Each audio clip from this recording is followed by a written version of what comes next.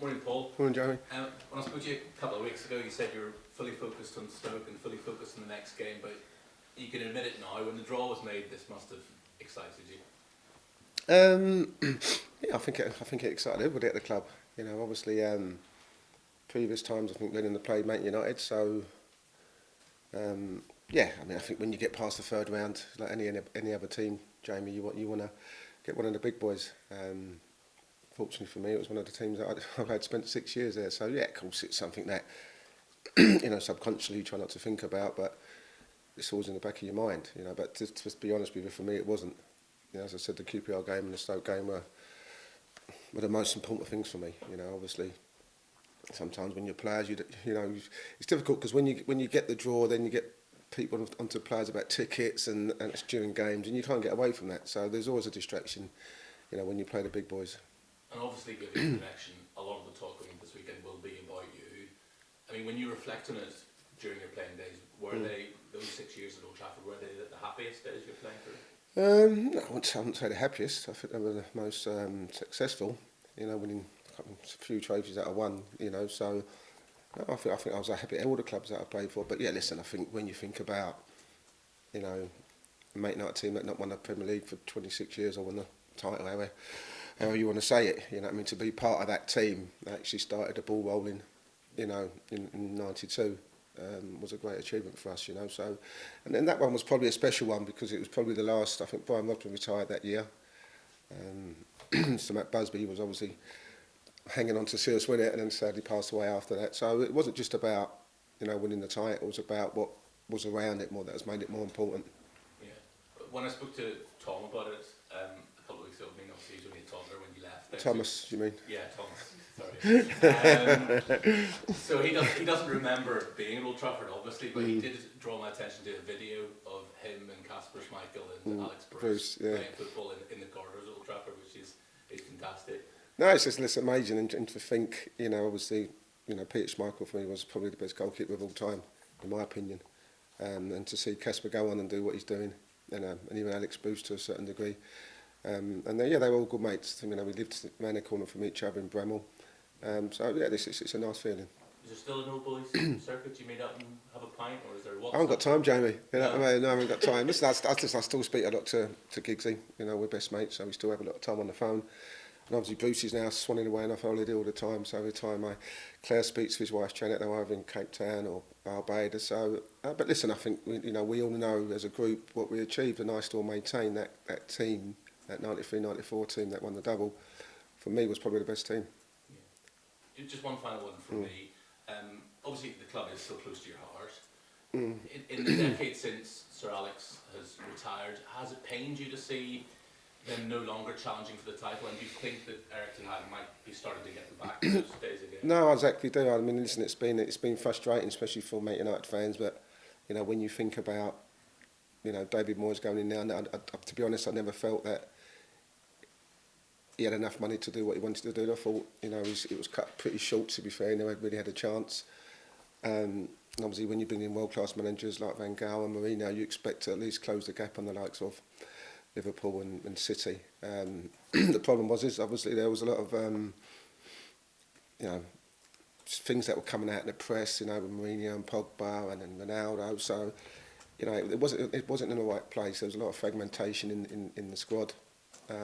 So things weren't quite right. But now, you know, looking at Ten Hag, what he's done in such a short space of time, you know, it's great. You know, it really is. I mean, listen, I'm not saying they're there that, you know, we saw at Old Trafford against Manchester City that, you know, City are still a little bit ahead of them. So Liverpool, even though Liverpool not doing that well, but at least fans can see that there's a future going forward. Sure. Cheers, Jamie. Any more questions? Yeah. Hi Paul. Right. Marcus Rashford's obviously in great form at the moment. What have you noticed with him maybe that's changed from a year ago? Is it just a confidence thing, do you think? And how do you go about stopping him at the moment? Well, hopefully he's not going to play. And I think they got another.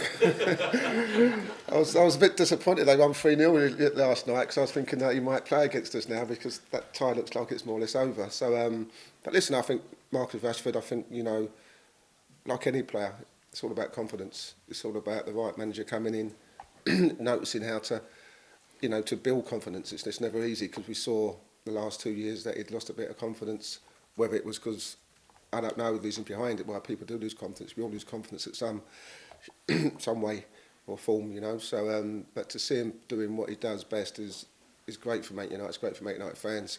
I mean, he's unplayable at the moment. He's unstoppable. I mean, the goal we scored last night, you know, shows what type of form he's in. So, but listen, we can't be thinking about stopping Rashford. They've got so many top players, you know, Eriksen, Fernandes, and you know, Vickers got his first goal last night. So, listen, it's not about us stopping players. You know what I mean? It's about us just going and putting the performance.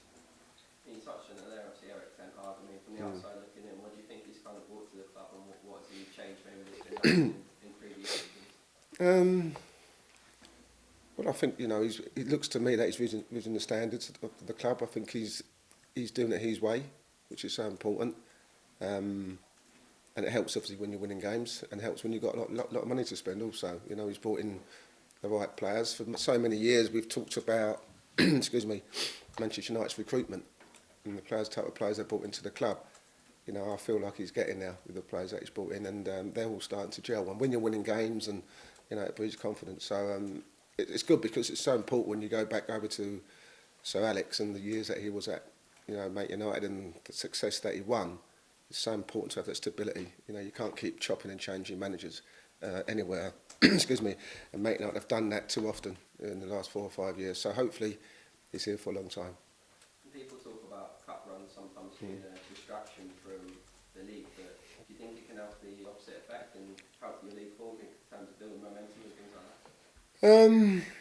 Well, as I said, sometimes it's a strange one because I always felt this was a bit of a distraction. You know, our priority, as these guys know, is to stay in this league, and it's not going to be easy. So, but listen, I think it's something that, you know, can either. I mean, training's been great this week. Everyone's running about like I've never seen him run about before. They're trying to make sure in the first 11, which is obviously not going to be easy to choose. But yeah, listen, any type of full performance will give us confidence going into the Watford game. I think players still dream of winning the FA Cup. Obviously, I know the tournament's changed a bit, hasn't it, since maybe with the money that's on showing the Premier League and stuff. Maybe that's taken priority for a lot of teams. So.